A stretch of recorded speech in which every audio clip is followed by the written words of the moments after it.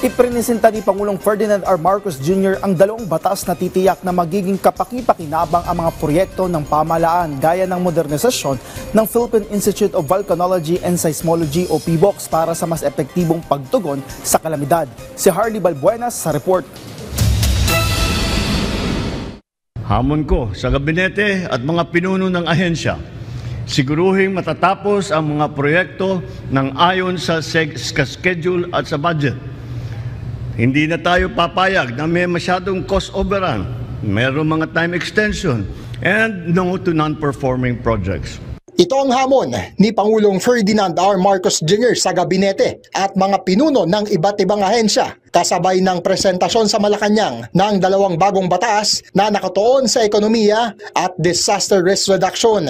Unang iprinisinta ang Republic Act No. 12145 o ang Economy, Planning and Development Act na itong nagpalit sa pangalan ng National Economic and Development Authority sa Department of Economy, Planning and Development o DepDev. Ayon sa Pangulo, sa ilalim ng bagong batas ay palalakasin ang mandato ng DepDev upang matiyak na ang mga programa ay ipinatutupad ng gusto at may iwasan ang pag-aaksaya ng panahon at pondo. Mas madali na ring matutukoy ang mga proyektong dapat palawakin, ayusin o dapat nang itigil. Sinabi pa ng Pangulo na mas magiging mahigpit na simula ngayon ang pag-aproba sa Official Development Assistance Loans. Titiyakin natin na ang DepDev na pagka may ipinangakong tulay, paaralan, health center, mga kalsada ay matatapos sa tinakdang panahon at magagamit ng isang bayanan. Hindi lang po puro plano.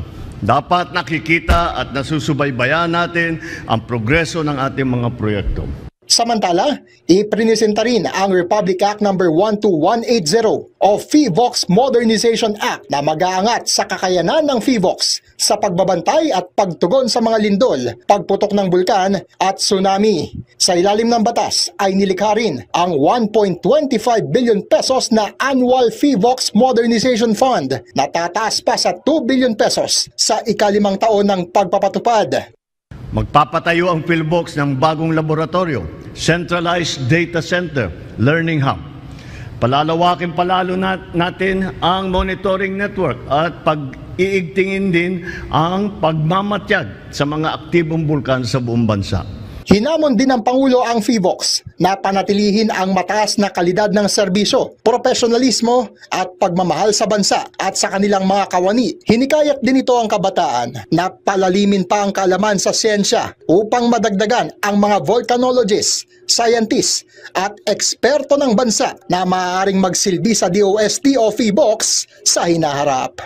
Harley Balbuenas para sa Pambansang TV sa Bagong Pilipinas.